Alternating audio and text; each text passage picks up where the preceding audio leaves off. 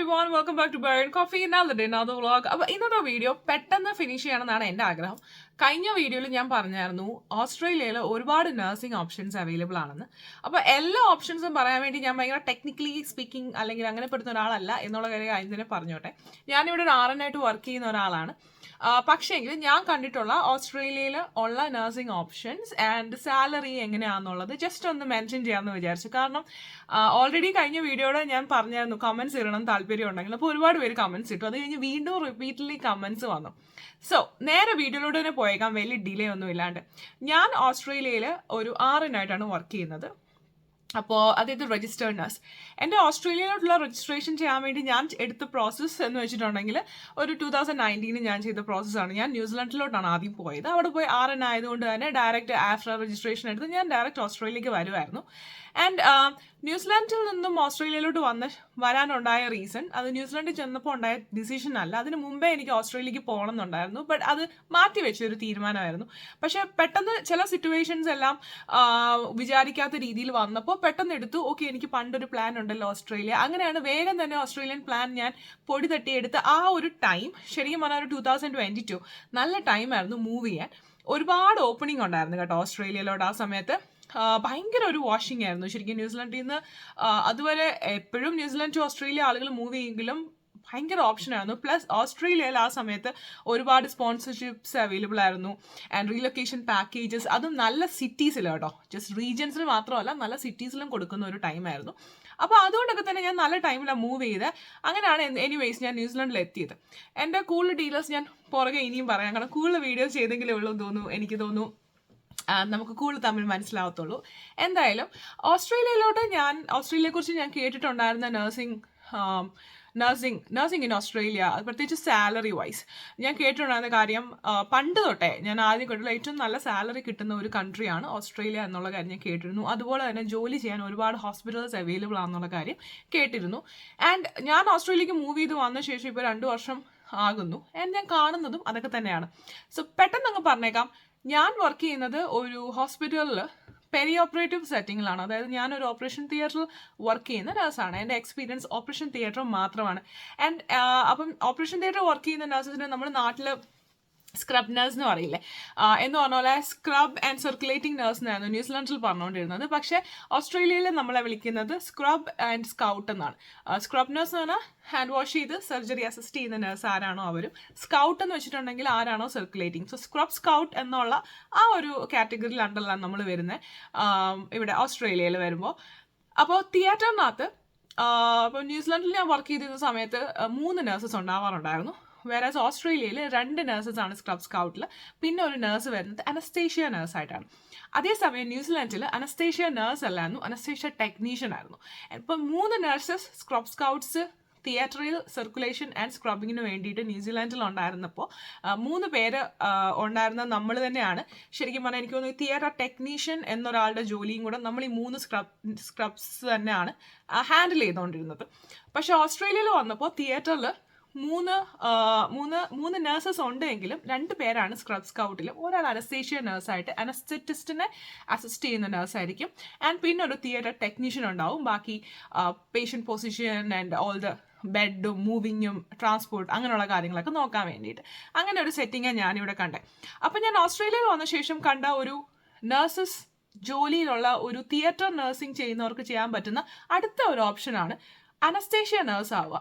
അതിന് post grad പഠിക്കുന്നവരുണ്ട്. Post grad പഠിക്കുമ്പോൾ post ഗ്രാഡിൽ anaesthesia എടുത്ത് പോകുന്നവരുണ്ട്. അതല്ലാതെ തന്നെ ഇപ്പോൾ ചില ഹോസ്പിറ്റൽസ് കൊടുക്കുന്ന ട്രാൻസിഷൻ പ്രോഗ്രാംസ് ഉണ്ട്, അതെടുത്ത് അനസ്തേഷ്യ നഴ്സ് ആവുന്നവരുണ്ട്. ഇപ്പോൾ ഞാൻ വർക്ക് ചെയ്യുന്ന സ്ഥലങ്ങളെക്കുറിച്ച് കൂടുതൽ ഡീറ്റെയിൽ ആയിട്ട് പറയാൻ ഞാൻ ആഗ്രഹിക്കുന്നില്ല, ജസ്റ്റ് പ്രൈവസി റീസൺസ്. എന്നാലും കുറച്ച് പേർക്ക് അറിയാൻ തോന്നും.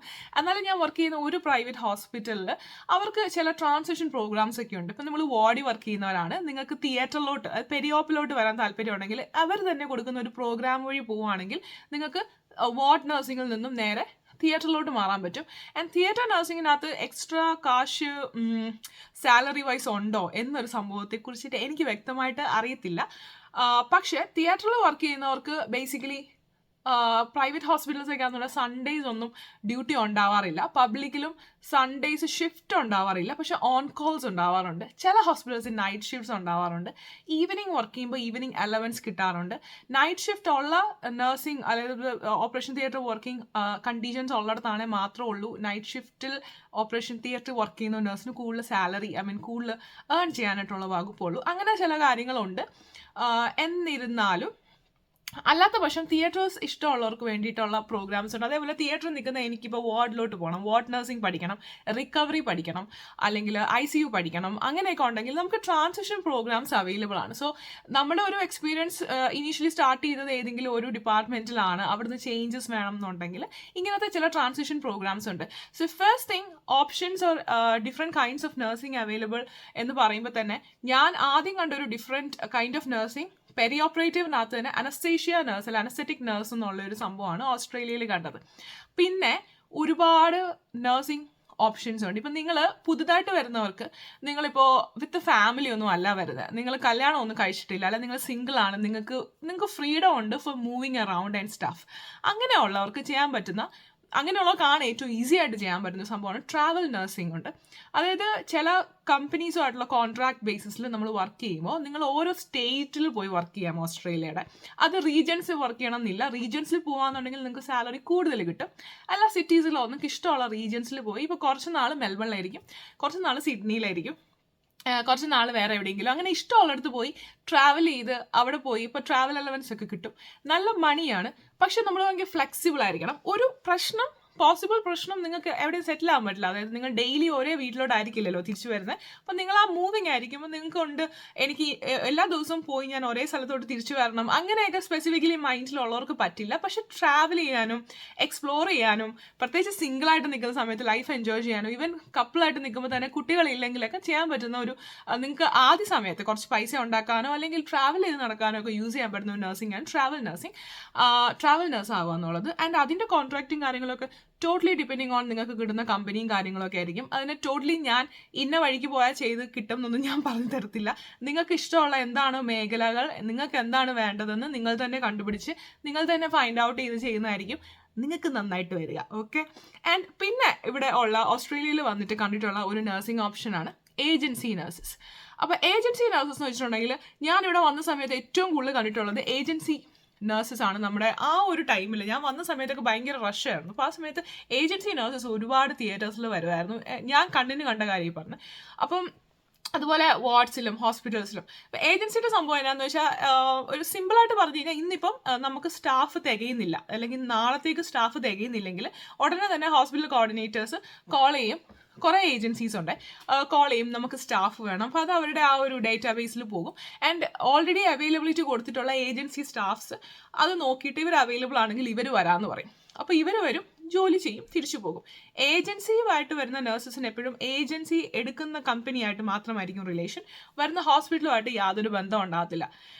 ഒരു മിനിമം പേ എൻ്റെ അറിവിൽ ഏജൻസി ആയിട്ട് വർക്ക് ചെയ്യുന്ന നഴ്സിന് അവർലി റേറ്റിൽ $65 ആണ്. ചിലയിടത്ത് ഞാൻ കേട്ടിട്ടുണ്ട് 40s കൊടുക്കുമെന്ന്, എനിക്ക് തികച്ചറിയില്ല. പക്ഷേ ഞാൻ ഫൈൻഡ് ഔട്ട് ചെയ്തപ്പോൾ 65 ആണ് minimum per hour. And maximum കൊടുക്കുന്നവർ ഇവിടെ മെൽബണിലുള്ളവർ $100 ആയിരുന്നു പെർ അവർ റേറ്റായി പറയുന്നത്. അപ്പോൾ ഈ ഏജൻസി എങ്ങനെ കണ്ടുപിടിക്കാം എന്ന് ചോദിച്ചു കഴിഞ്ഞാൽ ഒരുപാട് ഏജൻസീസ് ഉണ്ട്. തിയേറ്റേഴ്സിൽ വർക്ക് ചെയ്യുമ്പോൾ എനിക്ക് മെൽബണിലുള്ള മാത്രമേ പറയാൻ അറിയത്തുള്ളൂ. അതിനകത്ത് ഞാൻ 2 ഏജൻസി ഫൈനലൈസ് ചെയ്തിട്ട്, ഒരെണ്ണം HCA ആൻഡ് ഒരെണ്ണം അലയൻസ് പോയിട്ട് ഞാൻ എടുത്തു. പക്ഷേ ഇവർക്കെല്ലാം ഒരുപാട് ലേണിംഗ് ഒക്കെ വരുമായിരുന്നു. അപ്പോൾ ഇതെല്ലാം കൂടെ വന്നപ്പോൾ ഈ ലേണിംഗ് എല്ലാം ചെയ്തു തീർക്കാനുള്ള ബുദ്ധിമുട്ടും കാര്യങ്ങളും എല്ലാം കൂടെ വന്നപ്പോൾ ഞാനത് ആക്ച്വലി അലയൻസ് ഞാൻ എടുത്തില്ല. HCA ഞാൻ ജോയിൻ ചെയ്തു. പക്ഷേ HCAക്ക് എനിക്ക് വേണ്ട ഹോസ്പിറ്റൽസിൽ റേറ്റ് കുറവായിരുന്നു, 60s ഒക്കെ കിട്ടുന്നുള്ളായിരുന്നു. അപ്പോൾ പിന്നെ ആ സമയത്താണ് ഞാൻ വേറെ ജോലി കയറാൻ തീരുമാനിച്ചു. അപ്പോൾ ഞാൻ തൽക്കാലം ഏജൻസി ഞാൻ ചെയ്യുന്നില്ല. പക്ഷേ ഏജൻസി നഴ്സസിൻ്റെ സാലറി ഒരു 65 to മാക്സിമം ഞാൻ കണ്ടേക്കുന്നത് $100 പെർ അവർ ആണ്. കേൾക്കുമ്പോൾ വളരെ ടെംപ്റ്റിംഗ് ആയിട്ട് തോന്നും, $100 പെർ അവറോ അല്ലെങ്കിൽ $90 $80 പെർ അവർ. ഇപ്പം ഞാൻ പറയുവാണെങ്കിൽ ഞാൻ സപ്പോസ് എൻ്റെ സാലറി $30 ആണെന്ന് ഇരിക്കട്ടെ. ഞാൻ $30 റെഗുലറായിട്ട് ഒരു ഫുൾ ടൈം ഒരു ഹോസ്പിറ്റലിൽ വർക്ക് ചെയ്യുമ്പോൾ ഏജൻസി ആയിട്ട് വരുന്ന ഒരു സ്റ്റാഫ് എൻ്റെ കൂടെ വർക്ക് ചെയ്യുവാണെങ്കിൽ അവർ പെർ അവർ അവരുടെ ഏജൻസി അവർക്ക് കൊടുത്തേക്കുന്ന കൊട്ടേഷൻ അനുസരിച്ച് ഇപ്പോൾ സപ്പോസ് $80 ആണ് കിട്ടുന്നതെങ്കിൽ ഞാനും അവരും ചെയ്യുന്ന ഒരേ ജോലിക്ക് അവർക്ക് കിട്ടുന്ന എത്രയാ? $80. ഭയങ്കര വലിയൊരു വ്യത്യാസമല്ല. അതായത് ഞാൻ 2 ദിവസം ചെയ്യുന്ന ജോലി അല്ലെങ്കിൽ ഞാൻ ഒരാഴ്ച കൊണ്ട് ഉണ്ടാക്കുന്ന കാശ് അവർ ഒരൊറ്റ ഷിഫ്റ്റിൽ ഉണ്ടാക്കും. അങ്ങനെ ഒരു സംഭവമുണ്ട്. പിന്നെ ഈ ഏജൻസി ആയിട്ട് വരുന്നവർക്ക് ബേസിക്കലി ഏത് ഹോസ്പിറ്റലാണോ അവരുടെ എല്ലാ പോളിസീസും അല്ലെങ്കിൽ ആ ഹോസ്പിറ്റലുമായിട്ട് അത്രയ്ക്കൊരു റിലേഷനും നമ്മൾ സ്ഥിരം വർക്ക് ചെയ്യുന്ന സ്ഥലത്ത് നമ്മളെല്ലാം ഫോളോ ചെയ്യുന്ന അങ്ങനത്തെ കാര്യങ്ങളൊന്നും ഉണ്ടാകത്തില്ല. ബേസിക്കലി അവർ വരും, ജോലി ചെയ്യും, പോകും. തിയേറ്റർ മാത്രമേ എനിക്ക് അറിയത്തുള്ളൂ. ഞാൻ ബിക്കോസ് ഞാൻ തിയേറ്റർ നഴ്സ് മാത്രമായതുകൊണ്ട്. ഇപ്പോൾ യൂഷ്വലി ഞാൻ കണ്ടേക്കുന്ന ഏജൻസി നഴ്സസ് വന്നു കഴിഞ്ഞാൽ അവർ വരുമ്പോൾ തൊട്ട് പോകുന്നവർ എന്തെങ്കിലുമൊക്കെ ജോലി ചെയ്തുകൊണ്ടിരിക്കും. സ്ക്രബ് ചെയ്യും, മാക്സിമം പുട്ട് അവേ ചെയ്യും, കാര്യങ്ങളൊക്കെ ചെയ്തുകൊണ്ടിരിക്കും. ബിക്കോസ് അവർ വരുന്നത് ജോലിക്കാണ്, ആ വരുന്നവർക്കവർക്ക് പെയ്ഡാണ്. ചില കേസിൽ ഏജൻസീസിനെ വിളിച്ചു കഴിഞ്ഞിട്ട് ഷിഫ്റ്റ് ക്യാൻസൽ ആവുന്ന കേസസ് ഉണ്ട്. അല്ലെങ്കിൽ ഇവർ ഹോസ്പിറ്റലിൽ എത്തിക്കഴിയുമ്പം ഇവർക്ക് ഷിഫ്റ്റ് ഓക്കെ, മേ ബി തിയേറ്ററിൽ ആവശ്യമില്ല, തിയേറ്ററിൽ ഹോസ്പിറ്റലിൽ ആവശ്യമില്ല, അങ്ങനെയൊക്കെ സിറ്റുവേഷൻസ് വന്നാലും ജസ്റ്റ് ഇൻ കേസ് ഇവരെ കോൾ ചെയ്ത് ഇവർ എനിക്ക് തോന്നുന്നു ക്യാമ്പസിൽ എത്തിയിട്ടൊക്കെ ഉണ്ടെങ്കിലും അല്ല ഹാഫ് ഡേ ഒക്കെ ആണെങ്കിലും 3 മണിക്കൂറിൻ്റെ ഫീസൊക്കെ കിട്ടും. ഫീസല്ല, റേറ്റ് കിട്ടും, സാലറി ഒക്കെ കിട്ടും. അങ്ങനെ നല്ലൊരു പരിപാടിയാണ് ഏജൻസി നഴ്സസ്. ഇപ്പം ഏജൻസി നല്ലതാണെന്ന് പറയുമ്പോൾ തന്നെ ഇതിൻ്റെ ഒരു നെഗറ്റീവ്സ് ആയിട്ട് പറഞ്ഞിട്ടുണ്ടെങ്കിൽ ഞാൻ ഓൾറെഡി പറഞ്ഞ പോലെ നിങ്ങൾ ജോലി ഉള്ളപ്പോഴേ ജോലി ഉള്ളൂ. ചില സമയത്ത് ഇപ്പം ഞാൻ തന്നെ കണ്ടിട്ടുണ്ട് ഏജൻസിക്ക് കോൾ വരാതിരുന്നൊരു സമയമുണ്ട്. അപ്പം അങ്ങനെ ഏജൻസിക്ക് കോൾ ഇല്ലാതിരുന്ന സമയത്ത് ഇപ്പോൾ ഏജൻസി മാത്രം വർക്ക് ചെയ്തുകൊണ്ടിരുന്ന ഇവിടുത്തെ ചില സ്റ്റാഫ്സ് ഉണ്ട്. അവർ ഇവിടുന്ന് അടുത്ത സ്റ്റേറ്റിൽ പോയി ജോലി അന്വേഷിക്കുന്നത് കാണാം. അവിടെ കിട്ടുമോ നോക്കും, ഇവിടെ കിട്ടുമോ നോക്കും. അപ്പോൾ അങ്ങനെയൊക്കെ പോകുന്ന സംഭവമുണ്ട്. പിന്നെ ഇപ്പോൾ എന്നെ പോലെ ഒരു ഹോസ്പിറ്റൽ ഓൾറെഡി വർക്ക് ചെയ്തുകൊണ്ടിരിക്കുന്ന ഒരാൾ ഏജൻസി ആയിട്ടൂടെ വർക്ക് ചെയ്യുമ്പോൾ നമ്മൾ ഓൾറെഡി ഹോസ്പിറ്റലിൽ വർക്ക് ചെയ്യുമ്പോൾ നമ്മളുടെ സാലറി ടാക്സിൻ്റെ ഒരു സ്ലാബിന് ഏകദേശം അടുത്താണല്ലോ നിൽക്കുന്നത്. അപ്പം ഏജൻസിയും കൂടെ പോയിട്ട് ഒരു പരിധി കൂടുതലൊക്കെ ഏജൻസിയൊക്കെ ചെയ്ത് കഴിഞ്ഞാൽ നമ്മൾ ആനുവൽ ഏർണിംഗ് ടാക്സ് സ്ലാബിന് മുകളിൽ പോകും. ഓൾറെഡി നമ്മൾ ഹൈ ടാക്സ് പേ ചെയ്ത് വർക്ക് ചെയ്യുന്നവരാണ് ഇവിടെ നഴ്സസ് ആയിട്ടുള്ളവർ. അപ്പം പ്ലസ് ഇത് വീണ്ടും ഈ ഓൾറെഡി നമ്മുടെ നോർമൽ പേ അല്ല ഞാൻ പറഞ്ഞത്, ഈ 80-90 ഒക്കെ കിട്ടുകയെന്ന് വെച്ചിട്ടുണ്ടെങ്കിൽ ഭയങ്കര ഹൈ ടാക്സിൽ പോകും. അപ്പോൾ പിന്നെ ടാക്സ് റിട്ടേൺസിൻ്റെ സമയത്ത്, അതായത് എല്ലാ വർഷവും ജൂൺ 30 ഇവിടെ ടാക്സ് ഫയൽ ചെയ്യേണ്ട സമയം. ജൂൺ 30 ശേഷം ടാക്സ് ഫയൽ ചെയ്യുമ്പോൾ റെഗുലറായിട്ട് വർക്ക് ചെയ്യുന്ന ഒരാൾ കൂടെ ഏജൻസിയും കൂടെ ഒരുപാട് ചെയ്യുവാണെങ്കിൽ ഒരുപാട് ദുഃഖിക്കും. കാരണം തിരിച്ച് ഒരുപാട് കാശ് കൊടുക്കേണ്ടി വരും. പക്ഷേ അഗെയിൻ ഞാൻ പറയുവാണ്, നിങ്ങൾ യങ് ആണ്, നിങ്ങൾക്ക് ഫാമിലി ഒന്നുമില്ല, പ്രത്യേകിച്ച് കുട്ടികളൊന്നുമില്ല, അല്ലെങ്കിൽ ഈവൻ കുട്ടികളുണ്ട്, നിങ്ങളുടെ കൂടെയുള്ള നിങ്ങളുടെ സ്പൗസ് കേപ്പബിൾ ആണ്, അവർക്ക് ഫ്ലെക്സിബിലിറ്റി, നിങ്ങൾക്ക് ഫ്ലെക്സിബിൾ ആവാം, അവർക്ക് ഫ്ലെക്സിബിൾ ആവാൻ പറ്റില്ല. സോ നിങ്ങൾക്ക് ജോലി ഉള്ളപ്പോൾ ചെയ്താൽ മതി. ഇപ്പോൾ ഒരു ദിവസം ജോലി ചെയ്താൽ 3 ദിവസം ശമ്പളം കൈ കിട്ടും. അതാണ് ഏജൻസിയുടെ പ്രത്യേകത, നല്ല ഏജൻസി ആണെങ്കിൽ. അപ്പോൾ അങ്ങനെയൊക്കെ മതിയെന്നുണ്ടെങ്കിൽ ചൂസ് ചെയ്യാൻ പറ്റുന്ന നല്ലൊരു പരിപാടിയാണ് ഏജൻസി നഴ്സിംഗ്. ആൻഡ് ഏജൻസി നഴ്സിംഗിൽ ഒരുപാട് നെഗറ്റീവ്സ് ആൻഡ് പോസിറ്റീവ്സ് ഉണ്ടെങ്കിലും ബേസിക്കലി പോസിറ്റീവ്സ് ആണ്. പക്ഷേ റീസെൻ്റ്ലി അഗെയിൻ ഞാൻ ഒരു കാര്യം പറഞ്ഞേക്കുവാണ്. കഴിഞ്ഞ കുറച്ച് നാളായിട്ട് ഓസ്ട്രേലിയയിൽ ഞാൻ ഓൾറെഡി പറഞ്ഞ പോലെ ഞാനൊക്കെ മൂവ് ചെയ്ത സമയത്ത് ഒരുപാട് ഇങ്ങോട്ട് ആളുകൾക്ക് വരാൻ ഓപ്ഷൻ ഉണ്ടായിരുന്നു. ഇപ്പം അത് കുറഞ്ഞ് കാണുന്നുണ്ട്. അതേപോലെ ഏജൻസി ഇപ്പം കുറച്ച് കുറവാണ്. അതേപോലെ പബ്ലിക് ആണെങ്കിലും ഇപ്പം അധികം അവർ സ്റ്റാഫിനെ എടുക്കുന്നില്ല. അവർ മാക്സിമം കാശ് ഒരുപാട് പിടിച്ചാണ് അവരുടെ ബഡ്ജറ്റ് നോക്കുന്നത്. അപ്പം അങ്ങനെ ഒരു സംഭവം ഇപ്പം ശരിക്കും നടക്കുന്നുണ്ട് കറൻ്റ്ലി. അത് മാറും ഡെഫിനറ്റ്ലി. ഇപ്പോൾ ഒരു ഇത്തിരി ടൈറ്റാണ്. ഇപ്പോൾ ഓണസ്റ്റ്ലി ഞാൻ പറയുവാണെങ്കിൽ ഞാൻ നേഴ്സായിട്ട് പഠിച്ചിറങ്ങിയ സമയത്തൊന്നും പുറത്ത് പോകാൻ വേണ്ടിയിട്ട് ഓപ്ഷൻസ് ഇല്ലായിരുന്നു. ഡോർസ് എല്ലാം ക്ലോസ്ഡ് ആയിരുന്നു. ആൻഡ് അതിനുശേഷം ഒരു 2020 ശേഷമാണ് ഭയങ്കര ഒരു ഓപ്പണിംഗ് വന്നത്. ആ ഒരു കോവിഡിനൊക്കെ സമയം കോവിഡൊക്കെ കഴിഞ്ഞിട്ട്. ആൻഡ് ആ സമയത്ത് വന്ന ഓപ്പണിംഗ് എന്ന് പറഞ്ഞാൽ ഒരുപാട് പേരങ്ങ് ഒത്തിരി പേർക്ക് എങ്ങനെയും വെളിയിൽ പോകാമെന്നുള്ളൊരു സിറ്റുവേഷനായിരുന്നു. ഇപ്പോൾ വീണ്ടും ഒരു ചെറിയ ക്ലോസിങ് കാണുന്നുണ്ട്. അപ്പോൾ ഈ വീഡിയോ കാണുന്ന എല്ലാവരോടും എനിക്ക് പറയാനുള്ള കാര്യം, $80 കിട്ടും. ഓക്കെ, അതൊരു ഭയങ്കര ടെംപ്റ്റിംഗ് ആണ്, എനിക്ക് മനസ്സിലായി.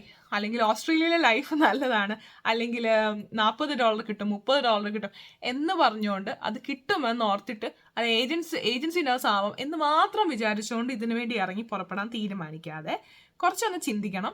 നിങ്ങൾ പുറത്തൊരു കൺട്രിയിലോട്ട് പോകുന്നതിന് മുന്നേ നിങ്ങൾക്ക് എങ്ങനെയാണ് വർക്ക് ചെയ്യേണ്ടത്, നിങ്ങളുടെ ഫ്യൂച്ചർ എങ്ങനെയാണ് വേണ്ടത്, നിങ്ങൾക്ക് എത്ര സമയമുണ്ട് ഫ്രീ ആയിട്ട്, നിങ്ങളുടെ ആവശ്യങ്ങൾ എന്തൊക്കെയാണ് നിങ്ങൾക്ക് മാത്രമേ അറിയൂ. ആൻഡ് നിങ്ങളുടെ ബാധ്യതകൾ എന്തെങ്കിലും ഉണ്ടെങ്കിൽ അത് എന്തൊക്കെയാണ്, ആൻഡ് നിങ്ങൾക്ക് എത്രത്തോളം സേവ് ചെയ്യാനാണ് നിങ്ങൾ ഉദ്ദേശിക്കുന്നത്, ഇതൊക്കെ നിങ്ങൾ തന്നെ കണ്ടുപിടിച്ചിട്ട് വേണം ഈ ഒരു പരിപാടിക്ക് എന്താ പറയുക ഇറങ്ങാൻ. അല്ലെങ്കിൽ ഏത് തരം നഴ്സ് ആവണം എന്നുള്ളത് നിങ്ങളുടെ പേഴ്സണൽ ചോയ്സ് ആണ്, നിങ്ങൾ ഡിസൈഡ് ചെയ്യാൻ.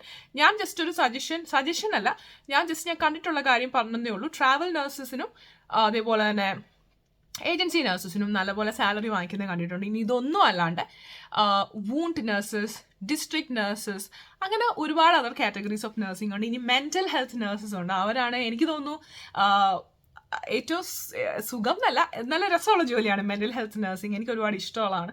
പക്ഷേ അതിന് എനിക്ക് തോന്നുന്നു കുറച്ച് എക്സ്ട്രാ സ്റ്റഡീസിൻ്റെ ആവശ്യം ഉണ്ടാവാറുണ്ട്. ആൻഡ് അതേപോലെ തന്നെ പ്രിസണിൽ വർക്ക് ചെയ്യുന്ന നഴ്സസ് ഉണ്ട്.